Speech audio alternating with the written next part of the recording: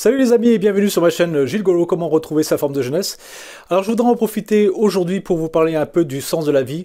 C'est selon moi pourquoi et pour quelles raisons nous sommes ici sur cette planète. Je vous donne rendez-vous tout de suite après le générique. C'est parti! Mesdames et messieurs, nous allons procéder à l'embarquement. Pour l'heure, veuillez vous munir de votre bonne humeur. Red Alaritma! 8, 7, 6, 5, 4, 3, 2, are you ready?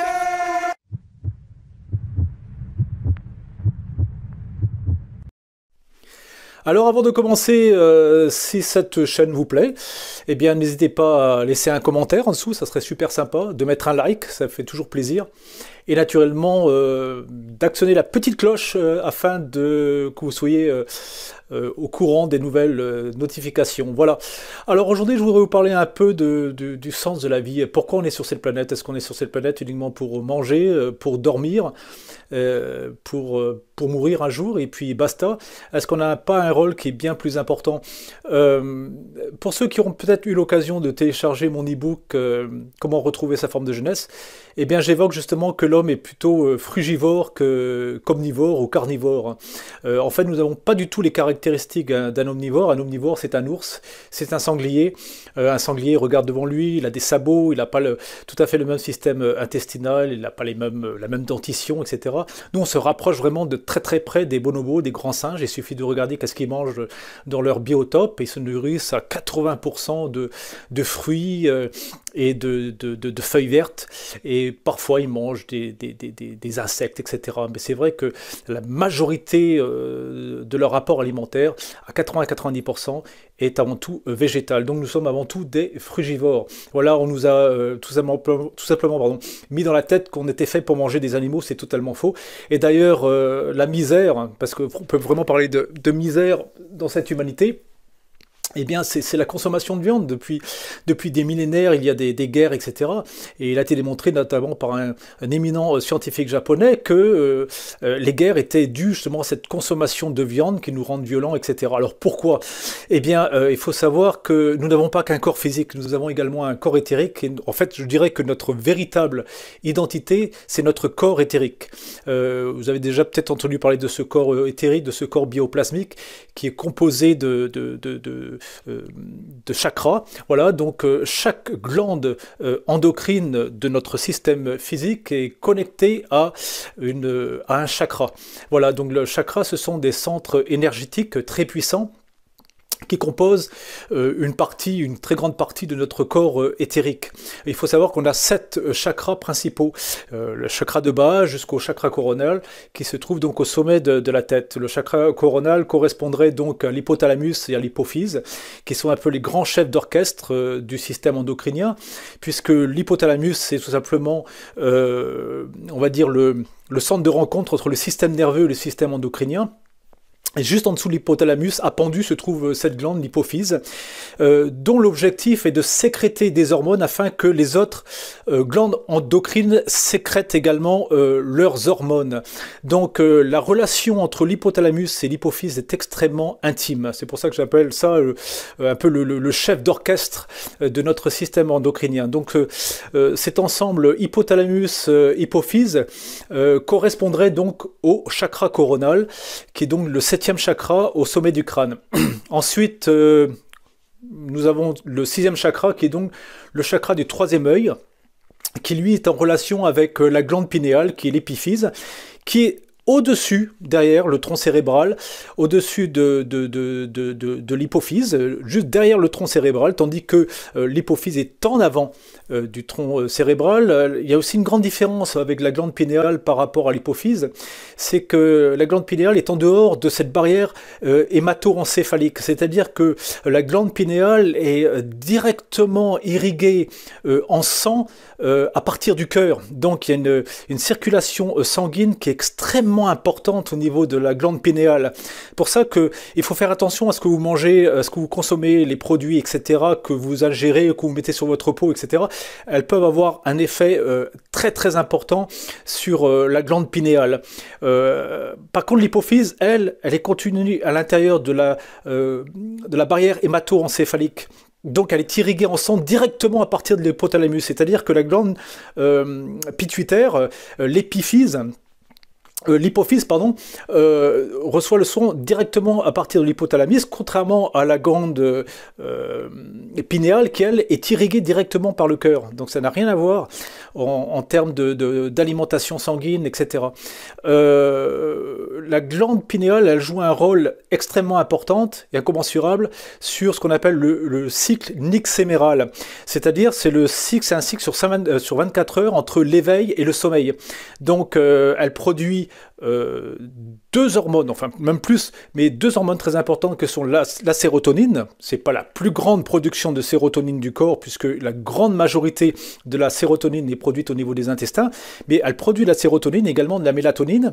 Et puis d'après les travaux du professeur Fourtillan, eh bien elle produirait deux autres hormones que sont la valentonine et la 6-MH, 6-méthoxyharmalan, si je m'en souviens bien. Donc ces hormones permettent de réguler le sommeil et l'éveil. Ça, c'est très très important. Donc le respect également de cette glande est incommensurable. Donc toutes les glandes endocrines ont un rôle extrêmement important sur la totalité de notre corps. En fait, sans système endocrinien, on ne pourrait pas vivre. Maintenant, il y a d'autres glandes, lorsqu'on descend, qui sont très importantes. Naturellement, on va parler de la thyroïde. Donc nous avons au sommet donc l'épiphyse, qui est donc la glande pinéale. Ensuite, nous avons l'hypophyse, qui est la glande pituitaire. Lorsqu'on descend au niveau de la gorge, se trouve la glande thyroïde. Pour moi, c'est la grande maîtresse. Voilà, c'est-à-dire que la glande thyroïde, elle va produire des hormones, et notamment la T3 et la T4. Voilà. Il faut savoir que quasiment toutes les cellules de notre corps ont des récepteurs nucléaires pour accueillir la T3. Donc, c'est-à-dire que la glande thyroïde a un effet sur la totalité de notre corps. C'est la glande du métabolisme. Voilà. Elle est également reliée à un chakra. Lorsqu'on descend, ensuite, il y a le thymus. Le thymus, c'est une glande qui se trouve juste au-dessus du cœur. Et elle, c'est... on va dire c'est une espèce de garnison, c'est un centre d'entraînement pour les lymphocytes T. Les lymphocytes T vont être produites par la moelle épinière. Maintenant, lorsque ces lymphocytes T sont produites par la moelle épinière, eh bien, elles sont immatures. Et pour cela, elles vont aller dans une caserne, en gros, qui est donc le thymus.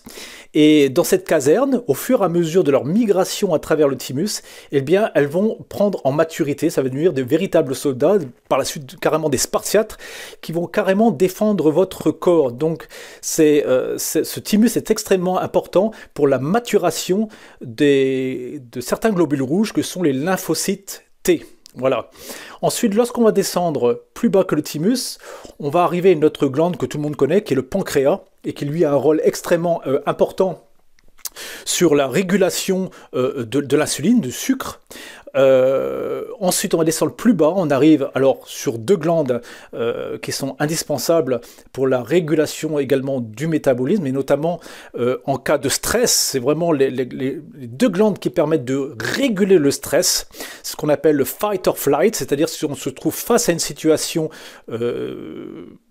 délicate, voire très dangereuse, face à un tigre, face à un ours, ou bien face à un agresseur dans la rue, il y a deux possibilités, soit qu'en l'espace d'une fraction de seconde, on va décider de fuir ou bien de combattre. Voilà.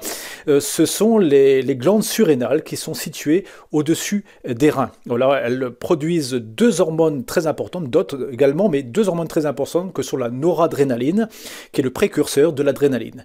Et ensuite, lorsqu'on va descendre plus bas, encore connecté à un chakra, eh bien, se trouvent les gonades, qui sont donc les ovaires chez la femme et les testicules chez l'homme. Voilà, donc il y a une relation intrinsèque entre le corps éthérique et le corps physique, et notamment une relation intrinsèque entre les chakras et le système endocrinien. Voilà, donc c'est-à-dire que si on a un impact négatif sur notre corps éthérique, et notamment sur les chakras, s'il y a un déséquilibre au niveau des chakras, eh bien ce déséquilibre va se faire ressentir au niveau des glandes endocriniennes. Et les glandes endocriniennes, c'est vraiment l'horloge de notre corps. Si elles ne fonctionnent pas en harmonie, on ne peut pas fonctionner correctement. C'est impossible. Voilà. Donc, nous avons un corps qui est quand même complexe, c'est-à-dire que notre véritable identité, en fait, c'est notre corps éthérique. C'est-à-dire que ce n'est pas notre corps éthérique qui est dans notre corps physique, mais c'est l'inverse. C'est notre corps physique qui est dans notre corps éthérique. C'est-à-dire que, en fait, nous sommes immortels. Nous avons des incarnations. À chaque fois, nous avons une vie sur différents niveaux. Et lorsque nous mourrons, eh bien, c'est tout simplement notre corps éthérique qui va quitter notre corps physique, ou plus simplement, je dirais que c'est notre corps physique qui va quitter notre corps éthérique, et on continue à vivre. Ensuite, lorsqu'on se retrouve sur un autre plan, c'est-à-dire que ce qu'on appelle la mort, notre corps physique quitte notre corps éthérique, et bien là, on va se trouver dans un milieu beaucoup plus subtil, beaucoup plus intéressant. C'est-à-dire qu'on peut évoluer à la vitesse de la pensée, nos actions peuvent être instantanées, on n'est plus illimité, on n'a plus cette vision avec les yeux, c'est-à-dire qu'on a une vision à 360 degrés, ça n'a plus rien à voir, c'est un milieu qui est très subtil, qui est extrêmement intéressant, mais c'est vrai que l'impact qu'on va avoir durant toute notre vie sur notre corps physique va également avoir un impact directement sur notre corps éthérique. Voilà ce qu'on appelle un peu le paradis et l'enfer. C'est-à-dire que si vous avez maltraité votre corps physique durant toute votre vie, eh bien cela aura un impact naturellement sur les chakras et sur votre corps éthérique. Et ensuite, vous allez évoluer en fonction de ces impacts. C'est-à-dire que si nous sommes des fréquences, voilà. Je crois que pour étudier l'homme et pour étudier la vie, il faut étudier les atomes, ce qu'on appelle un peu la physique quantique. Donc c'est à travers cette physique qu'on peut comprendre et qu'on peut analyser et qu'on va arriver à analyser, à comprendre de plus en plus quel est le sens de la vie, quel est le sens de l'humanité. Donc, nous émettons des fréquences. Voilà. Donc, lors de notre incarnation, maintenant, dans ce corps physique, eh bien, nous allons vibrer une certaine fréquence. Si nous vibrons une fréquence qui est très très basse, automatiquement, nous allons nous réincarner dans un milieu où la fréquence sera extrêmement basse. C'est-à-dire que on va se réincarner peut-être dans un milieu qui sera beaucoup plus dense, beaucoup plus pénible, beaucoup plus difficile.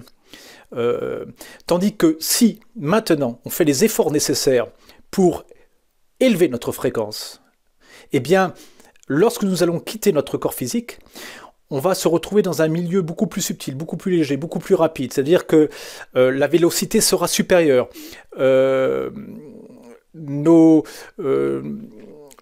La capacité de nous pouvoir nous exprimer, de pouvoir évoluer, de pouvoir nous déplacer, de nous pouvoir penser, etc. sera beaucoup plus rapide, beaucoup plus subtil, beaucoup plus agréable. Voilà, c'est ça le paradis et l'enfer. Donc moi ce que je vous conseille, si vous voulez élever votre fréquence, eh bien c'est de vous tourner vers déjà la nourriture, c'est-à-dire une nourriture qui vibre à une fréquence beaucoup plus élevée. Cette fréquence beaucoup plus élevée, comment vous allez trouver tout simplement dans les végétaux, naturellement, lorsqu'ils ne sont pas cuits, c'est-à-dire les végétaux crus. Tout ce qui est fruits et légumes, les graines germées, ça c'est très intéressant. Tous ces aliments vibrent à une fréquence extrêmement élevée. Les algues marines vibrent à une fréquence extrêmement élevée. Si vous consommez énormément, 80%, voire 90%, voire 100% en fonction de vos capacités, vous consommez ce genre de nourriture, eh bien vous allez élever votre fréquence. Et vous serez naturellement beaucoup plus en harmonie avec vous-même, beaucoup plus en harmonie avec l'univers et beaucoup plus en harmonie avec la raison pour laquelle vous êtes incarné. Donc ce n'est pas un sujet anodin finalement. Il faut comprendre la raison pour laquelle nous sommes sur cette planète. On n'est pas venu sur cette planète pour manger de la viande, pour avoir aucun but à part travailler pour pouvoir juste survivre. Non, la vie va bien au-delà de ça. Je ne parle pas ici d'argent. Je parle que le plus important, c'est de penser à votre santé, soit-elle physique, soit-elle émotionnelle, soit-elle spirituelle. Voilà. Si vous faites attention à cela, eh bien, vous allez avoir une vie agréable, puisque vous allez être capable, peu à peu, de vous reconnecter avec l'essence même de l'humanité, c'est-à-dire la raison pour laquelle vous êtes ici, dans cette incarnation. Donc vous allez vous reconnecter avec vous-même. Et si vous vous reconnectez avec vous-même, vous allez vous rééquilibrer. Et si vous vous rééquilibrez, eh bien automatiquement, si vous êtes en équilibre avec vous-même, vous serez en équilibre avec les autres. Voilà. Être en équilibre avec les autres, c'est être en équilibre avec la planète, avec tout le monde, tout ce qui vous entoure, la nature, etc. Et maintenant, il y a une évolution qui se produit sur cette planète, qu'on le veuille ou non. C'est-à-dire que la Terre, navigue autour du Soleil, comme toutes les autres planètes. Voilà. Donc le Soleil, c'est le centre de notre système solaire. Voilà. Et là, nous avons des planètes qui naviguent autour. Parfois, elles sont plus près, parfois, elles sont plus loin, ce qu'on appelle le périgée, l'apogée, etc. Elles ne naviguent pas à la même vitesse. Les planètes n'ont pas la même vitesse de rotation sur elles-mêmes. Une journée sur Mars n'est pas la même qu'une journée sur la Terre, qui n'est pas la même que sur Mercure ou bien sur Jupiter ou Saturne. Voilà. Donc, nous avons toutes ces planètes qui tournent autour de notre Soleil. Voilà. Maintenant, ceci est donc un système solaire. Il faut savoir que maintenant, il y a la galaxie. Dans la galaxie, il y a des milliards de systèmes solaires qui, eux, naviguent autour du centre de la galaxie, qui est donc le trou noir, voilà, ce fameux trou noir. Et donc, nous naviguons autour, à l'image de la Terre qui navigue autour du Soleil, de Mars qui navigue autour du Soleil. Voilà, c'est la même chose. Maintenant, il y a un moment donné où nous sommes plus près du centre de la galaxie, ou bien nous sommes plus éloignés du centre de la galaxie. C'est exactement comme les planètes. Donc maintenant, nous approchons de plus en plus du centre de la galaxie et les fréquences sont plus du tout les mêmes. Elles sont beaucoup plus puissantes. Ces fréquences ont une action directe sur le Soleil. D'ailleurs, je ne sais pas si vous avez remarqué, si vous observez, là je vais avoir 54 ans, donc je me souviens très bien des années 70, et le Soleil était jaune. Je peux vous dire que dans les années 70, le Soleil était vraiment jaune. D'ailleurs, lorsque j'étais enfant, lorsque j'avais 6-7 ans, lorsque l'on faisait un dessin du Soleil, il était toujours jaune. Maintenant, regardez le Soleil, il est blanc. Voilà, ça n'a strictement rien à voir. Ce n'est plus du tout le même rayonnement que dans les années 70. Ça, je le vois de mes propres yeux. Je ne l'invente pas. C'est une comparaison qui est évidente. Donc, c'est-à-dire que nous entrons maintenant dans une ère où la fréquence est extrêmement plus élevée. Et justement, c'est très intéressant parce que maintenant, nous avons cette possibilité de prendre conscience d'énormément de choses et d'élever, c'est-à-dire en tant qu'humain, en tant que toute l'humanité, nous avons la possibilité d'élever également la fréquence de notre planète. Et ça, peut-être que ça pose un problème pour ceux qui dirigent cette planète. Effectivement, tant que nous n'avons pas un niveau de conscience qui est élevé, eh bien nous sommes facilement manipulables. Donc, peut-être que tout ce qui se passe maintenant est mis en place finalement pour éviter et retenir cet éveil de la conscience au niveau de l'humanité. Donc finalement, ce plan de restriction, de cloisonner les gens chez eux, d'éviter les rassemblements de plus de 6 personnes. Tout ça, c'est peut-être finalement calculé pour éviter que l'humanité s'élève, que la fréquence de l'humanité s'élève. Vous voyez où je veux en venir? Parce que ceux qui sont là-haut, ceux qui contrôlent cette planète, vous savez très bien quand même que cette planète est contrôlée, c'est évident, eh bien ça va à l'encontre de leur pouvoir, de leur contrôle. Ils en ont peur. Nous en ont extrêmement peur. Et ça, nous pouvons le changer. Mais il y a une condition, que nous nous changions nous-mêmes. Moi, ce que je vous conseille, c'est peu à peu d'arrêter de manger des produits animaux. Voilà, c'est une des premières choses que je vous conseille. Tournez-vous vers une alimentation vivante, qui vibre à une fréquence élevée. Arrêtez la cigarette. C'est un désastre. Je sais très bien que c'est difficile pour des gens qui fument d'arrêter du jour au lendemain. Mais c'est possible. Il y en a plein qui l'ont fait. Pourquoi pas vous? Arrêtez l'alcool. Peut-être je vais paraître ringard dans un pays où la culture, c'est la fête. C'est un pays un peu latin, finalement. Hein. Un mix entre les Gaulois, entre les pays du Sud, l'Italie, l'Espagne, l'immigration nord-africaine, etc. On a un côté un peu latin, on aime bien la fête. Mais pourtant, ça nous détruit. Il faut savoir que l'alcool est métabolisé par notre corps en formaldéhyde. La formaldéhyde, c'est ce qu'on utilise pour embaumer les morts. Voilà. Ou bien, dans les laboratoires, parfois, ils vont maintenir certains organes, le cœur, le foie, enfin, etc., dans des bocaux remplis de formaldéhyde. Voilà. C'est ce qui se passe lorsque vous consommez de l'alcool. Cet alcool est métabolisé en formaldéhyde. Donc, c'est extrêmement nocif pour notre organisme. Ensuite, lorsqu'on boit de l'alcool, cela a une interaction extrêmement négative avec notre cerveau Et naturellement, la relation, et ça je l'évoquais tout à l'heure, entre le chakra coronal et l'hypothalamus et l'hypophyse, eh bien cette relation va être extrêmement perturbée par la consommation d'alcool, parmi tant d'autres. Donc arrêtez ça aussi. Donc tournez-vous vers une alimentation vivante, arrêtez la clope. Limitez peut-être l'alcool une fois par semaine, avec un bon vin, voilà. Un verre, ça suffit. Buvez de l'eau, arrêtez tout ce qui est soda, tout ce qui est nourriture industrielle. Moi je mange qu'une fois par jour, en général. C'est vrai que je travaille toute la journée. Là, j'ai repris le travail à fond depuis une semaine. Je n'ai pas bâillé une seule fois dans la journée, j'ai la forme. Je vois que je commence le travail, j'arrive au travail, je suis là-bas vers 7h30, j'aime bien arriver plus tôt.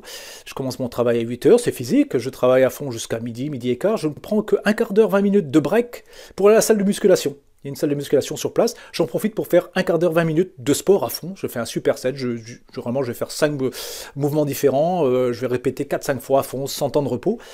Aussitôt après je retourne, je me prends un grand verre de thé et je retourne au travail et je continue, je finis ma journée de travail vers 4h, 4h30, et je ne suis pas fatigué. Et c'est uniquement en arrivant vers 6h que je vais consommer mon premier repas, qui est généralement un green smoothie.